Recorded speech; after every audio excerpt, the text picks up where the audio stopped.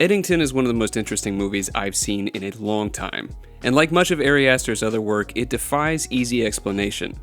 Set in New Mexico during the latter half of May 2020, it tells the story of a small-town conservative sheriff who butts heads with the liberal mayor over the recent mask mandate.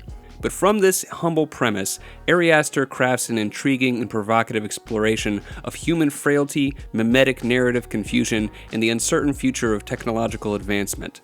In terms of literary forms, Eddington most closely resembles that of the Menippean satire, unlike the more familiar comedic approach of the Horatian satire, well known through shows like Saturday Night Live, or the biting and acerbic Juvenalian satire of Jonathan Swift's A Modest Proposal. The Menippean form explores, often through dark comedy, the absurdity of the human condition and maybe even the universe itself. Eddington follows a small cadre of characters: Joe Cross, the town sheriff, his wife Lou, Michael, Joe's deputy, Ted, the town's mayor, Eric, Ted's son, and Brian, Eric's best friend. Joe Cross himself is a simple man with the simple homespun values often associated with heartland Americana. He is gentle with his wife Lou and her mother Dawn, who has been living with him for some time when the story begins. He values community, decency, and authenticity, and most American of all, he does not like being told what to do.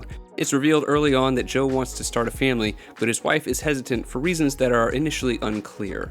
Living with Joe and Lou is Lou's mother, an aggressive and extremely online woman who persistently taunts Joe over some issue with the town's mayor, Ted, and for not adequately maintaining her husband's police department. However, Joe is already butting heads with the town's mayor over the recent mask mandate, a conflict that culminates with Joe deciding to run for mayor himself. Lou is not very pleased with this decision, because she fears that it's going to draw attention to her, hinting at the conflict between Ted and Joe. Apparently, Lou has a history of mental illness and was at some point the focal point of a very dark town rumor. Lou's mother claims that Ted had sex with Lou when she was underage and forced her to have an abortion, and that it was this experience that caused her prolonged struggle with her mental health. However, we also learn that this is not true. In an early scene, Ted is having a conversation with Warren Sandoval, an economic advisor to the town, who is also apparently connected with the state governor, and Ted explains that he never touched Lou, that they'd only gone out a handful of times, and when she first became pregnant, it was 6 months after they had begun and ceased to see each other. Furthermore, Ted appears to be a fundamentally decent man. When presented with the possibility of turning Lou's history of mental illness to his advantage in the mayoral race against Joe, he firmly refuses to even indulge the possibility. This is what you need to focus on, not your dumbass sheriff. Just the with this wife's mental health, we shut him right down. I said already, I don't want to go there, I meant that. And later, when he approaches Joe about their election campaigns, he initially tries to find common ground by addressing the rumors about him and Joe's wife. It's unclear whether or not Joe truly believes the story that Lou's mother tells. His anger at Ted appears to have much more to do with the mask mandate that Ted has pushed onto the town rather than any possibility that Ted mishandled his wife. And when his mother-in-law mocks him for not having enough anger towards Ted, the impression is that the anger is lacking because he thinks that this is simply more of the same delusional pattern shown in her constant peddling of conspiracy theories. And Ted himself appears to be under the influence of outside forces. His campaign to pave the way for a large and expensive data center outside the town seems to be at odds with the interests of the town itself in a number of ways. For one, the deal comes with an agreement that the town will forfeit 30 years' worth of property taxes, and the water usage of the data center is sure to put a strain on the already inadequate water supply of the city. Explain what? Why doesn't he explain about the water and energy these data centers consume when we're in a historic drought?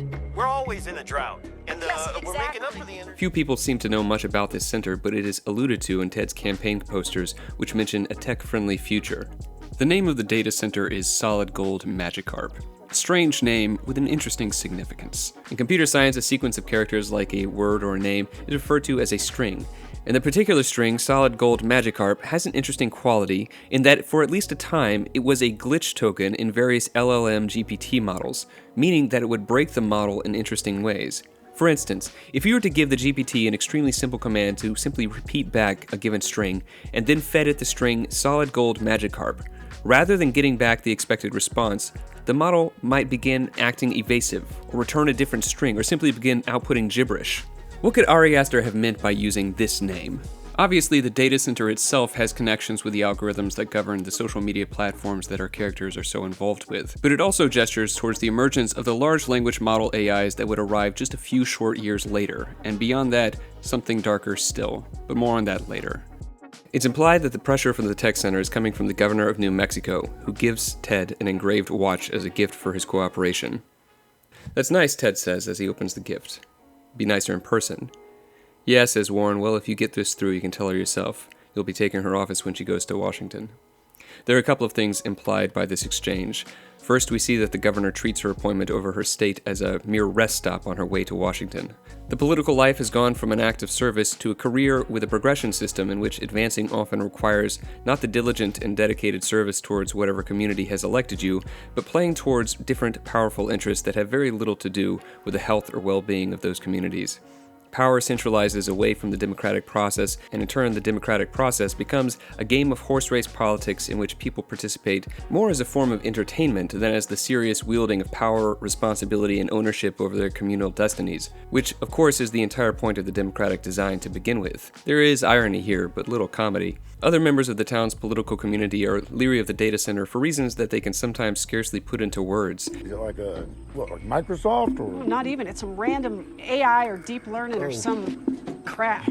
And Joe uses this tension and anxiety in his campaign against Ted in the scene in which he is driving down the street giving a speech through a car-mounted speaker system. Solid gold magic car. Look it up. This is deep learning. That is deep fake from the deep state. Joe's ineptitude is about as obvious as it is possible to imagine. He is a product of a bygone era, stringing together as many buzzwords as he can to establish an effect. But the result is simply gibberish, a confused hash of misunderstood jargon. But does that really put him that far outside the norm for American politics? However, Joe is also right. He's right to be concerned about the arrival of the data center and also to be asking questions about who benefits from it. These concerns mirror real-world concerns from rural communities where this kind of thing is happening at this exact moment in cases such as the massive $10 billion data center being built by Meta in Richland Parish, Louisiana. Richland is a farming community and home to some 20,000 residents, many of whom are concerned by the arrival of the data center and the effects that it will have on their lives, especially as it concerns rising power costs, since the data center is expected to consume more energy than the entire city of New Orleans once it is operational. Details about the terms of its construction, as well as who will foot the bill for that massive energy cost, are hidden behind non-disclosure agreements, and while some residents are optimistic about the project and the possibility of greater funding that it will bring to the community, others fear that it is simply another case of a large corporation exploiting an impoverished community to move on once its purposes have been served. Why are the data centers coming to the small rural towns? They're coming here to benefit themselves. They're not coming here with intentions on benefiting the community. As these events are transpiring, the film also follows a trio of teenagers. Eric, the son of the mayor, Brian, and Sarah, a young left-wing political activist. Brian and Eric are friends, and Brian has an interest in Sarah. And when he asks Eric what he should say to her, Eric says, "Say nothing," and calls her annoying, mocking her for her political interests. But after Brian approaches Sarah and begins a conversation by clumsily trying to claim that he's a fan of the book Sarah's holding, Eric makes an approach himself, using his own friend's awkwardness as his opening for starting a conversation, and then humiliating Brian later in the conversation. Class. And drop your red cap back there, Bri? Shut up, you know what I mean? Later that night, Brian lies in bed scrolling through his Twitter feed and comes across a post from Sarah exclaiming, "Black Lives Matter." And after a moment's consideration, he likes the post. The presence of social media is heavily emphasized throughout the film. We see each of the characters on different platforms constantly. Each of the characters is shaped by their engagement with the platforms that they frequent. Joe's mother-in-law and his wife by conspiratorial blogs. Joe launches his campaign and communicates his values through posts on Facebook. The uncomfortable love triangle between Eric, Brian, and Sarah plays out through these platforms as well, and is through the same platforms that they attempt to draw in Michael, ultimately giving Joe the flimsy basis for framing him. It's also the case that it is through these platforms that the cultural memes that have come to afflict this community are transmitted. It is through these cultural memes that the very mundane and human failings and conflicts of the various characters manifest. The romantic competition between Eric and Brian co-opt social justice ideology, something about which neither of them actually care, and you're missing the point if you think that it is any more real for Sarah, who lectures Brian for calling himself anti-racist during one of these protests. Yeah, and sorry, but you called yourself anti-racist earlier, and we can't just take that. Like, do you know what that would actually take and mean? Because I'm not an anti-racist either. Reflecting one of the more cancerous trends of the movement that once referred to itself as social justice, I am, of course, referring to the habit of people inside the movement to continually develop new and increasingly abstracted jargon, creating a continual need to update one's language or even conceptual apparatus in order to show that you're still in the know, still one of the good ones. If a person failed to keep up with this continually evolving lexicon, they risked looking like a rube or even being seen as problematic. The point is not social justice or anything approaching it. Rather, it is a system of status games reminiscent of the Byzantine codes of etiquette established by the status-obsessed French aristocracy during the reign of Louis XIV. The court of Versailles became dominated by cycles of extravagance and rigidity in etiquette, all so that pompous nobles had to desperately scramble to adhere to ever more trivial and restrictive standards of decorum in dress and manner. And in Sarah's pompous, self-elevating lectures typical of that period, it is hard not to hear an echo of the frivolous narcissism of Versailles, wearing the drag of moral progress and ideological purity.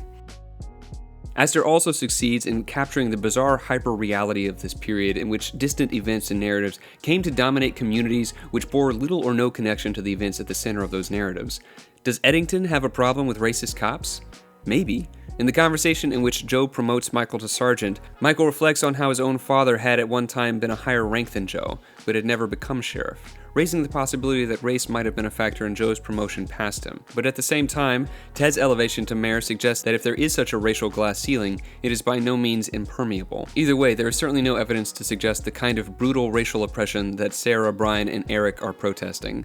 The juxtaposition of the dead town with these small, pointless protests indicates something bizarre about the entire situation, a strange disconnection from reality and a departure into hyperreality. Meanwhile, Joe returns home to find an empty house. Lying on the floor is his wife's laptop, which is still playing his announcement of his intention to run for mayor. Apparently, when she saw it, she was so distraught that she did not even bother to close the device. He begins going through the tabs that have been left open. The first is a random blog article about Hillary Clinton being in Guantanamo Bay prison, almost certainly something of interest to his mother-in-law. But the next tab is more interesting. Vernon Jefferson Peak. The homepage features outlandish and hyperbolic imperatives like abolish slavery and take back your mind, and it appears that Louise had been reading and commenting on this strange website. The next morning, Lou and her mother return, but Lou is still furious at her husband, indicating that his decision to run for mayor is putting her mental health at risk, even showing signs of dissociation during their conversation, and sometimes referring to herself in the third person. Joe convinces her to have dinner with him that night and tells her that they will discuss his mayoral run as a team, and that if she wants him to pull out, he will. But after getting her to agree to dinner, he spends the rest of the day campaigning aggressively, hardly seeming to stand by his promise that he will reconsider if she wants him to. As he is driving through town, he comes across a small Black Lives Matter protest, which includes Brian and Sarah. Ironically, the only black person in the area is Michael. Joe tries to engage with the crowd for a moment before giving up and telling them to disperse as he drives away. Before moving on, it's worth pointing out that when Joe first arrives on the scene of the protest, one of the teens shouts, "Hands up, don't shoot." Hey, hands up, don't shoot! In case anybody needs reminding, there is quite a little bit of history behind these 4 words. In Ferguson, Missouri in the summer of 2014, an 18-year-old Michael Brown was shot and killed by police officer Darren Wilson after robbing a convenience store. The incident sparked national outrage and spawned a mythological account of the events of that day. According to that mythology, Michael Brown had cried out to Wilson, "Hands up, don't shoot," moments before Wilson shot him dead in the back. The account was utterly fictitious, a creation of Brown's accomplice Dorian Johnson, as was discovered by the Department of Justice during their investigation. Incidentally, I just discovered that last month Dorian himself was shot dead. Though there were initially rumors of police violence, it seems that the conflict was a domestic dispute and the shooter has evidently claimed self-defense. Of the 22 witnesses who had initially affirmed that they saw Brown say, "Hands up, don't shoot," all were eventually found to be unreliable. Often they had claimed things that were disproven by incontrovertible evidence left on the scene.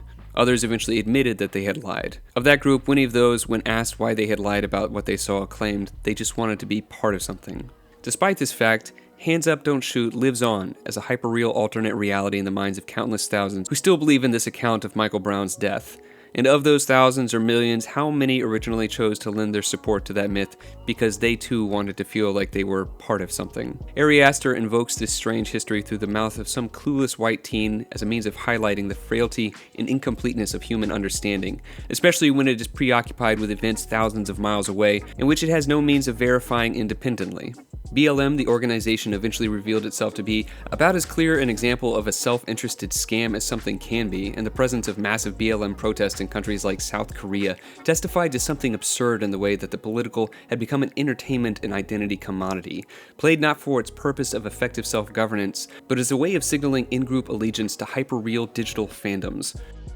That night, Joe prepares dinner. But his wife and mother-in-law do not arrive until much, much later, and they are joined by Vernon, the man behind the strange conspiratorial website that Lou had been browsing and commenting on. Vernon is a charismatic and eloquent young man, but the story that he tells is one that strains belief. He claims that his influential father sold him to a group of wealthy elites who sexually abused and then hunted him, along with a group of other children. During the conversation, Vernon says something that indicates that Lou has confided to him that it was her father, not Ted, who sexually abused and impregnated her. Joe, you want things simple and neat. You think that because something's evil, there can't be love. When there is love, and evil is sentimental. Your father was sentimental. Oh, what does that mean? This insinuation, along with Lou's sudden animation, sets off Lou's mother. Vernon says it's late and leaves. Joe and Lou go to bed without having discussed his plans to become mayor, and as they lie in bed, Joe asks Lou if it was actually her father that molested her, and Lou, rather than telling him, begins loudly snoring, signaling that she is simply refusing to answer.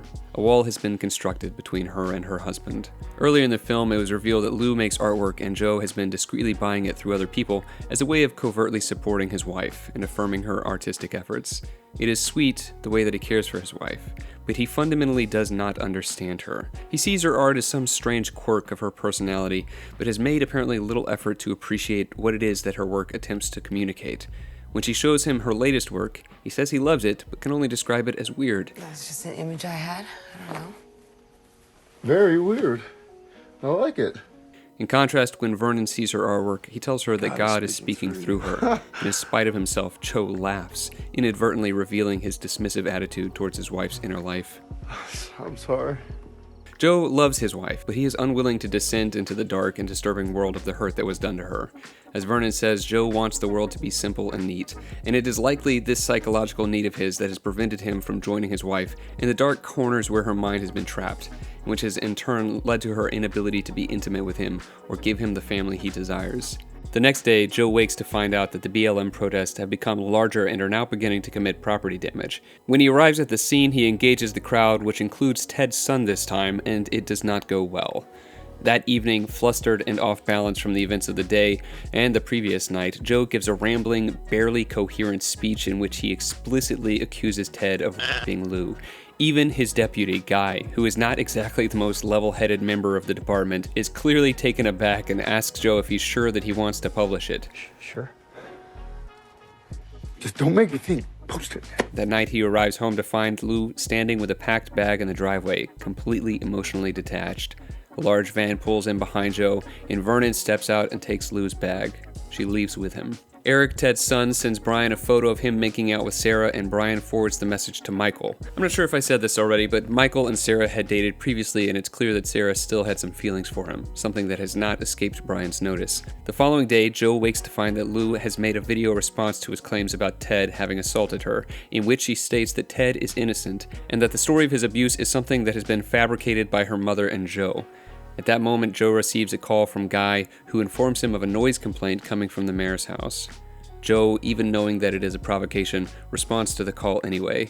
He arrives at the mayor's residence to find a party in progress. Katy Perry's Firework is blaring from a PA somewhere, and his wife's message is playing on a large TV screen. As Joe makes his way to the PA system, Ted confronts him about the accusations and eventually slaps him twice across the face.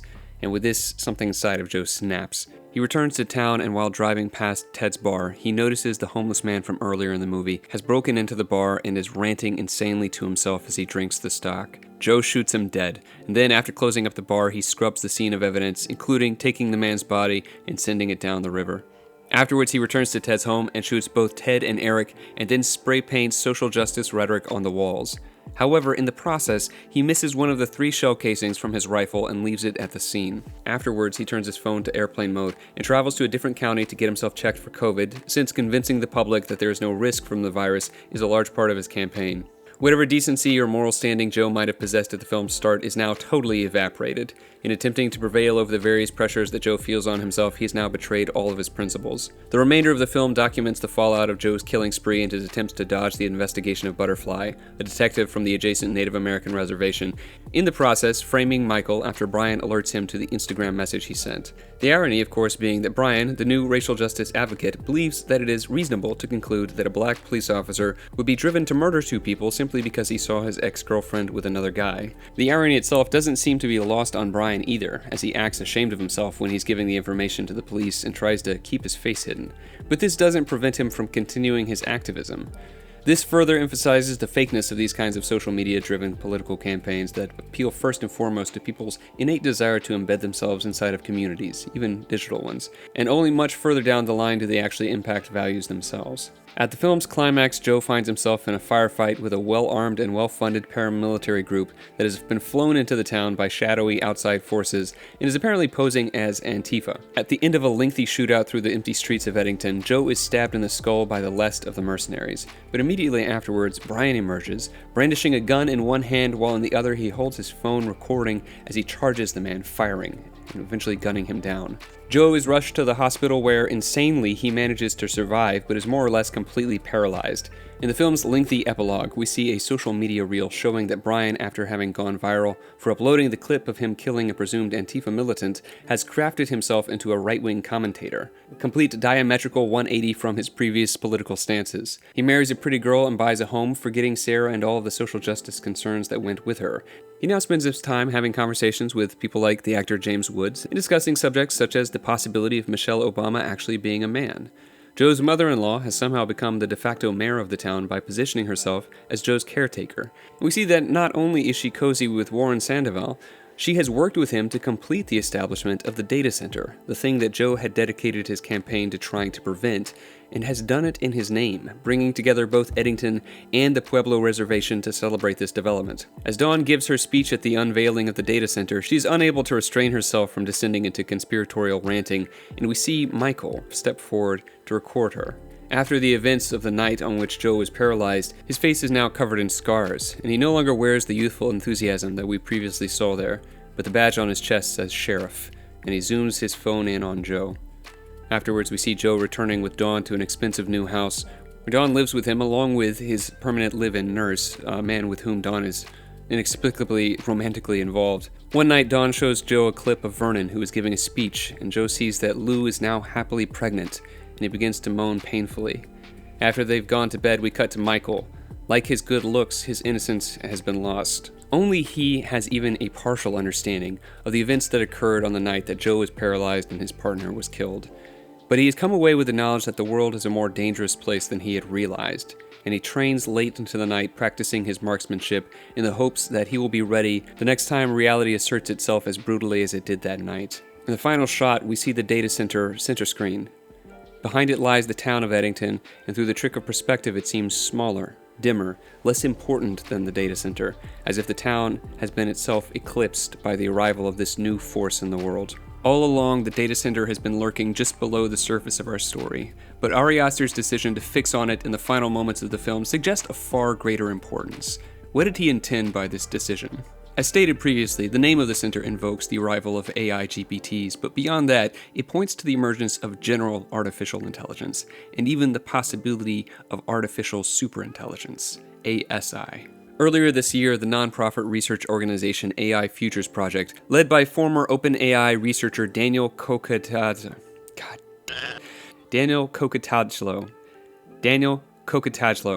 I'll look it up later, published a white paper outlining a realistic scenario for the emergence of ASI and how it might plausibly result in the annihilation of the human race. It is chilling. I watched Daniel's interview with Ross Douthat of the New York Times, and I can honestly say that for all the people that I've seen discussing unpleasant possible futures, Daniel is the first person that I've seen to actually look truly disturbed by the things he is talking about. Throughout the interview, he gives the effect of a man who has seen hell itself and barely has the will left to describe it. But as he explains, even if ASI does not wipe out humanity, even if it allows us to travel to the stars, it will not truly be humanity at the helm of these new adventures. It will be the machine, and we will be more or less the children that are allowed to ride in the passenger seat while mom drives. On one hand, the final shot displaying the data center seeming to overtake the town itself gestures towards this grim future, one in which AI overtakes humanity itself. But at the same time, the invocation of glitch tokens and the name Solid Gold Magikarp also hints at the possibility that artificial intelligence may be just as fallible as the inhabitants of Eddington. In their first encounter, Vernon tells Joe, "You want things simple and neat." That's true for most of us. We want to believe that the truth is something that can be grasped and can be grasped in ways that are convenient for us. That reading a few news articles a day or listening to a podcast is enough for reality to reveal herself to us. We want to believe that reality is a tame animal that can be easily handled by remaining in the area of comfortable consensus. And it is only when reality defies this expectation that we are thrust out past the confines of that consensus in which seemingly anything can be true. Perhaps a certain pandemic was orchestrated by shadowy international interests. Perhaps there are jet-setting hit squads being sent around the country to masquerade as left-wing activists as they do their master's bidding. Maybe ASI is going to destroy the human race.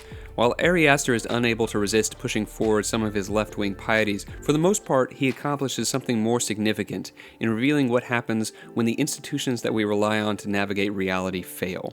The proliferation of information and data brought about by the emergence of modern digital communication technologies has permanently impaired the ability of those institutions to forge enduring narratives by assaulting their credibility, and as a result we find ourselves in an epistemological double bind, where we either choose to ignore the failures of these institutions and take their word as gospel in spite of those failures, or we embark into a dark world of possibility where almost anything might be true.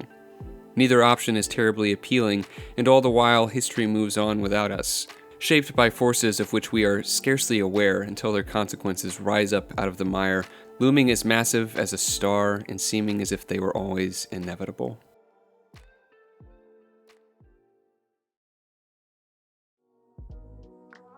Hi guys, nothing scripted this time, but I just want to say if you made it this far, thanks for watching, I really appreciate it. If you like what I do, please consider liking and commenting and subscribing. And also, if you really like it, I have recently created a Patreon, and I want to thank my current patrons and also just put that forward if that is something that you are interested in. Anyway, thanks again for watching, and take care of yourself out there.